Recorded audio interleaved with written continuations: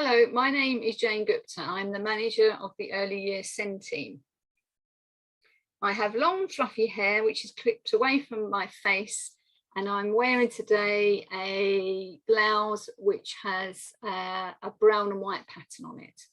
So nice to be here, and thank you to Family Voice for allowing me to come to your event and presenting with you some information that we have.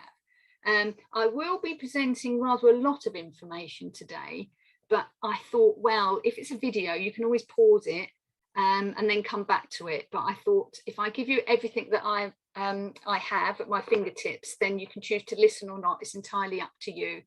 So I will go through it slowly and methodically, because I appreciate when you hear all of this information, there's a lot to digest. So let's move on to our first slide. So what am I going to be covering today? I am going to be going through some slides that will introduce you to the team, the Early Years SEND team, then talking a little bit about what we do. That's called the Early Years SEND team offer. Then I am going to go through the Early Years graduated response. And then finally, I'll talk a little bit about the Surrey support plan. So here we go. I appreciate that might be coming up for you rather small, but that is the one half of the Early Years SEND team. Until recently, the team were known as the Graduated Respond team, so you might be familiar with that term. However, we have now been recoupled with the Early Educational Effectiveness team, which is line managed by Pippa Gray. We work very closely with Pippa's team, who focus on the quality in a setting, and she focuses on the universal offer, which we will talk a little bit more about later on in the presentation. So now our team is called the Early Years SEND team, which is, we think, a lot easier, really, to be totally honest. Not only do we work closely with Pippa's team, we also liaise with the Early Years commissioning team, who are led by Carol Saavedra. And that team focuses really on the funding in early years. And you will be able to hear more about their work in a presentation that I believe that they are also giving in this Family Voice event. So who are we? This is the team in the East, and you will see me at the top there. We have 4 seniors in the team, and each senior takes a lead role in each of the quadrants. So this is the SEND team for the east of the county, and this team covers Epsom and Ewell, Elmbridge, Spelthorne, Mole Valley, Reigate and Banstead and Tandridge. And this is the team that provides support to the west of the county, and they cover the other boroughs, which are Runnymede, Surrey Heath, Woking, Guildford and Waverley. Now, it's important to note, I think, I need to emphasise here that the team work closely with the early years sector, which, as you probably realise, is quite huge. This includes approximately 574 nurseries and preschools and about 1,332 childminders. So even though we have teams for the East and West, as you can appreciate, that's quite a huge early years sector. And most of the time, the team are offering support and guidance regarding individual children within those settings. So the volume of work is enormous, but I'll tell you a little bit more about that later on. So moving on to our next slide, inclusion. I wanted to put this slide here really because it really is important to us in the SEND team. The underlying principle which drives the team is inclusion. And the expectation is that all early years settings welcome a diverse range of children into their environment and adapt their practice to meet need. Where extra support and guidance is required over and above that, we are there ready to offer help to early years practitioners. So when I refer to practitioners in this presentation, I'm talking to the early years practitioners, the people who actually work in those settings who support children. In addition to our underlying principle of inclusion, being child-centred being child-centred is also key to the work which the team do. We always put the child at the centre, and we work really in accordance to person-centred planning principles. So inclusion and being person-centred underpins all of the work that we do. So the SEND Code of Practice really reinforces this by stating that providers must have arrangements in place to support children with SEN or disabilities. These arrangements should include a clear approach to identifying and responding to SEN. The benefits of early identification are widely recognised, identifying needs at the earliest point and then making effective provision which improves long-term outcomes for children. Now, I know a member of the team, Kat Link, has provided a presentation focusing on early identification. So it might be a nice idea for you to look at that. I won't really go into early identification here because we have a separate presentation for that. So the SEND Code of Practice is really important to us. It's important to the early years sector. Everything that they do has to be in allegiance with the SEND Code of Practice. And the code requires that early identification and an early response to SEND is made by all settings.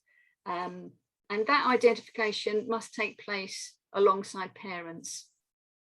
The code also requires a graduated response is provided to meet SEND needs, and most importantly, a cycle of assess, plan, do, review. I'm going to talk a little bit more about the graduated response and the assess, plan, do, review cycle a little bit later on. So finally, the code requires the involvement of specialists where a child continues to make less than expected progress. So the SEND Code of Practice is a really important part of the work that we do, and it's the legislation that drives our work. So moving on then, so what does the early years team do?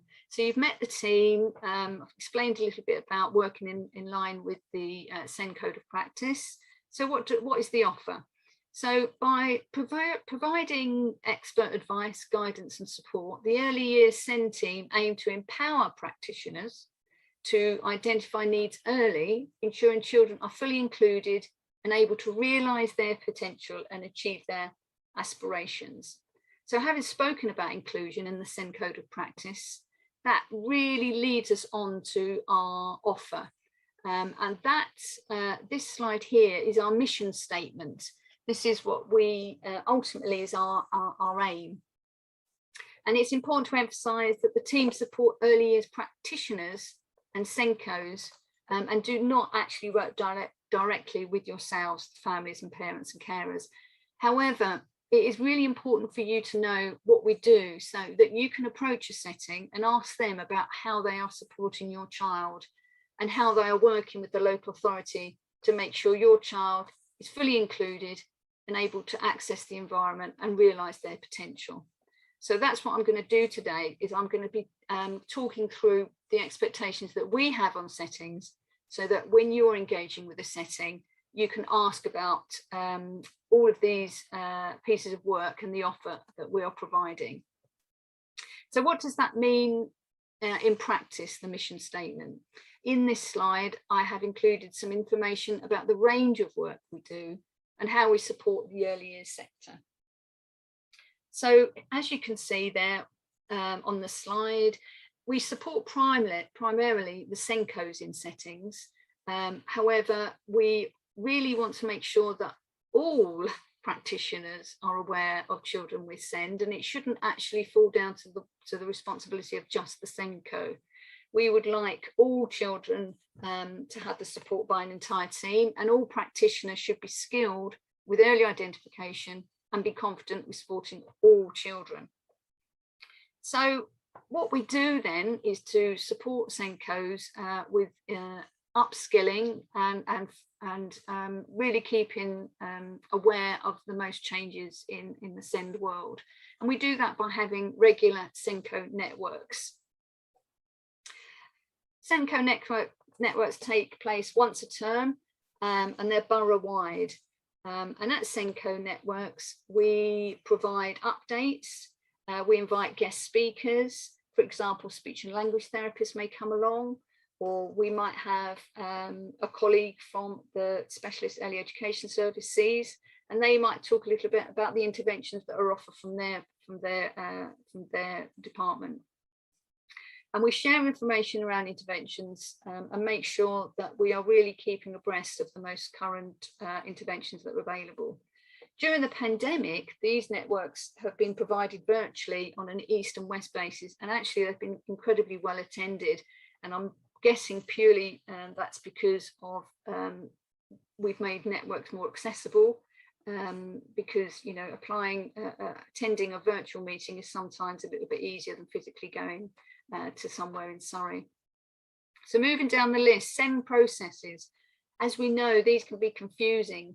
So we offer support to practitioners with understanding what needs to be done and when it needs to be done.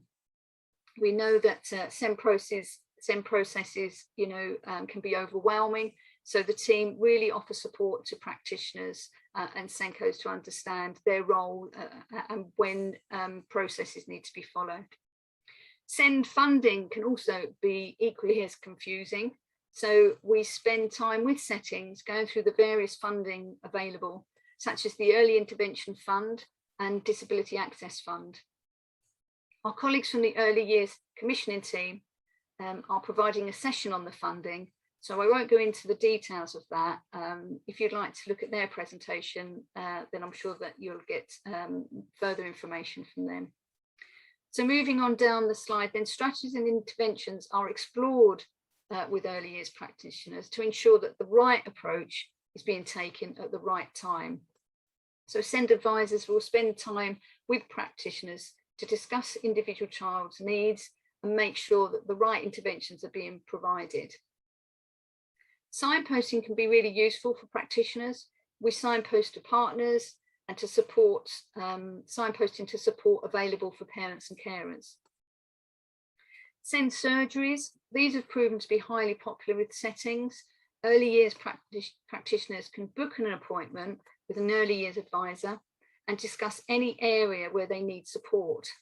If they want to discuss an individual child, they must make a request for support, which I'll tell you more about later on. Child observations are the only time where the team will meet with yourselves. Observations will take place only once all advice and suggestions have been explored and interventions have been put in place.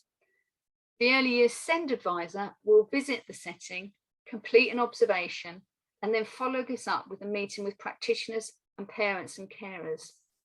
Next steps are discussed and shared in writing using a record or visit sheet.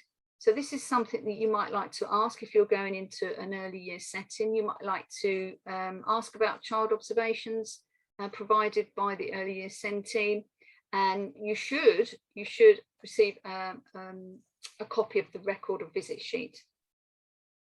And lastly on this slide, training. There's a range of SEND specific training sessions on offer, which I will go through in the next slide. So the most important training that we offer is the role of the SENCO in early years. This is a 3-day course covering early identification, working with parents, and about how do practitioners make referrals and when should they make those referrals, and how should they be using a graduated approach. For your information, there is another session during the Family Voice event provided by the early years team, which focuses on early identification, which I mentioned earlier. So you might like to make reference to that. Other training that we offer is we offer a 1-day training on autism for practitioners. We offer a 1-day training on speech and language interventions, specifically for SENCOs. So Pippa's team in the early years educational effectiveness team offers speech and language generically for all children, but this training is specifically for SENCOs. We offer a half-day workshop for practitioners to learn about the EHCP review process and what part they should play in that. We also have a 1-day course on visual communication. And lastly, we have a day's training on sensory processing. So that's the range of training that we offer to practitioners, again, to empower them to have the skills to know how to support children with with a range of SEND needs. So moving on then, so we've discussed the team and the offer that the team provide. Now moving on to the types of work that we do apart from the training. As you know, a large proportion of the early years SEND team focuses on working with parents. This includes working with our colleagues within Surrey County Council and with external professionals and stakeholders. As you can see from the slide, and as you probably know from your own experience, the list can be very long. So I won't talk through those because I'm sure A, you know who they probably are, and B, I'm very confident that you can read through that in your own time. So what do the advisors do? The advisors really promote a joined up approach and facilitate partnership working. You may have heard about team around the child meetings. This is where relevant stakeholders are invited to a meeting to ensure the appropriate support is being offered to a child. We also facilitate team around the setting meetings, which focus on providing support to the setting to enable them to provide the highest possible quality inclusive provision. So we have support focusing on the child, and then we have support that's available to the setting. This quality will include the setting following a graduated response, which I'll talk about in the next slide. So the graduated response, I'm sure you've heard that many a time. The graduated response underpins all of the advice, guidance and support which we offer. And we use this caterpillar to help practitioners identify where children sit. The 4 areas on the caterpillar are universal, so that's the first port of call really. The universal offer includes everything provided in a setting which all children are entitled to receive. This includes support and access to services that enable all children and their families to be healthy, stay safe, enjoy life and achieve their full potential. The next circle in the graduated response is setting support. The majority of children will have their needs met through an early years provision, which adapts to meet individual need. So that setting support is the support that's available still from the setting. It may include an application to the early intervention funding, or it may mean that the curriculum needs to be changed, or an approach to meet an individual need needs to be tweaked. EIF can also be used to fund appropriate support strategies and interventions or training not available in the universal offer. So moving on to the next circle in the graduated response, this is specialist support. So this is where a child continues to make less than expected progress despite evidence-based support and interventions implemented in setting support and in universals. In the specialist support section, this is where we would expect referrals to be considered to seek specialist support from multi-agency professionals. And lastly there on the caterpillar, this is the statutory assessment circle. This is where, despite relevant and purposeful action being taken to identify and assess and meet the needs of the child has not made expected progress. And this is with the involvement of multi-agency professionals. So at this stage, the setting or parents and carer should consider requesting a statutory assessment. Now, the important thing about this caterpillar is not a pathway. Children can travel either way along the caterpillar. The whole intention is that the children are enabled to make progress by putting the right support in at the right time. The SEND Code of Practice explains that most children with SEND will achieve their outcomes through the arrangements that can be made available to them without the use of an EHC plan. So the SEND team really are focused on supporting children in that universal and in that setting support and in that specialist support arena to make sure that their needs are met without the need for a plan. So how do practitioners monitor and evaluate where children sit on the graduated response? Because this slide will inform practitioners regarding where their child sits. Does the child sit in universal? Do they sit in specialist, etc.? So the answer is by following the assess, plan, do, review cycle. As I'm sure you are aware, this is detailed in the SEND Code of Practice. The SEND Code of Practice expects barriers to learning to be removed and measures put in place to enable effective educational provision to be available and accessible to all. Where a child is identified as having a special educational need and/or disability, a cycle of support must be put in place. This cycle includes 4 stages of assess, plan, do, and review. By following this cycle, early years practitioners will be able to continuously adapt support to meet the child's needs and secure good outcomes. This defines a graduated approach. Through this process, decisions and actions are revisited, refined, and revised. This helps practitioners develop a growing understanding of the child's needs and what support is required to enable the child to make good progress and achieve outcomes. At each stage of this cycle, you as parents and carers should be engaged with the setting. The assess, plan, do, review cycle forms the structure for the graduated response for early years, which I will now briefly walk you through. So the assess, plan, do, review underpins the graduated response.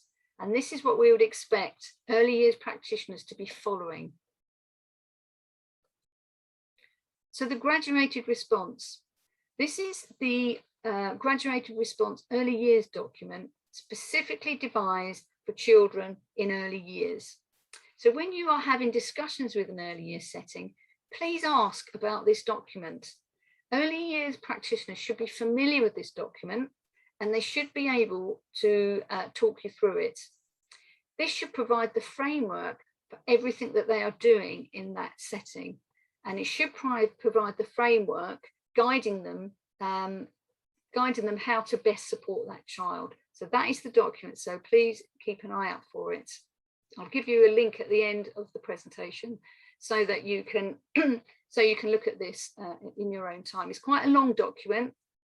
However, if you do want to have a look at it, then please do so. I've given you the link at the end of the presentation for the local offer. So what is in that document? Part 1 of the graduated response document is the profile of need, which is the assess part of the cycle. So we're talking part 1 really is here is the top bit, is at the top of the cycle is the assess part. So in the graduated response document, part 1 is that assess part, and it is the profile of need. The profile of need looks at a child's development in terms of communication and interaction, cognition and learning, social, emotional and mental health, and physical and sensory needs, which includes hearing impairment, visual impairment, and or multisensory impairment. By looking at each area and assessing individual need, each child is placed in one of the 4 areas of the graduated response. So each child's needs is looked at in terms of those 4 areas, and they would be placed along the caterpillar accordingly.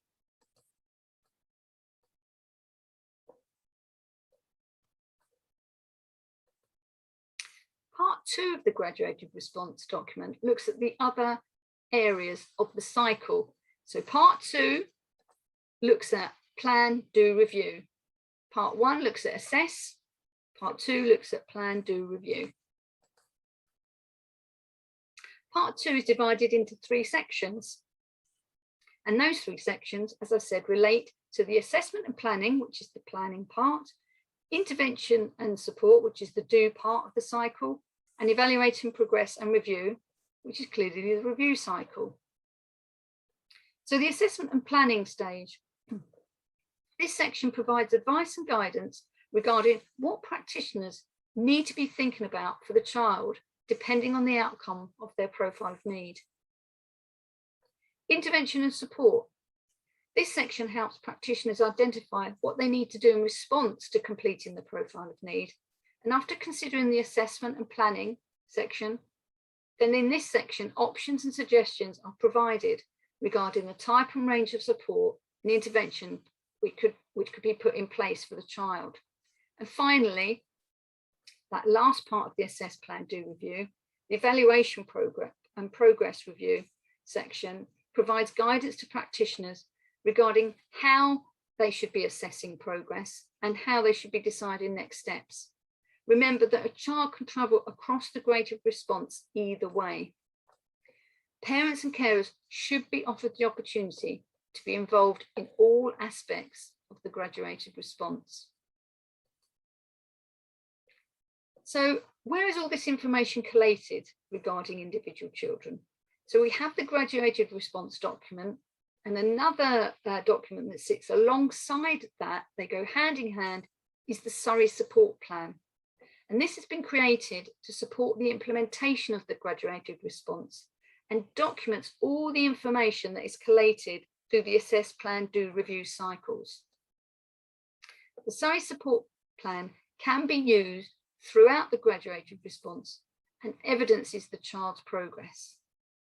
You should be involved with creating and updating the Surrey support plan, so please make sure you ask the setting and practitioners about this. So what will you find in the Surrey support plan? Here are the contents of the plan. There's the child's information. This page records general information about the child and their family. The one-page profile. This is a universal person-centered profile. It summarises what is important to the child and how best to support them. The developmental tracker. The purpose of the tracker is to identify the child's starting point and monitor and track development. It provides a picture of the child's progress and identifies any areas that may require additional support. The child's information. This page records general information about the child and their family. The summary of needs pages. These pages bring together information to help plan support and the next steps for a child's learning and development.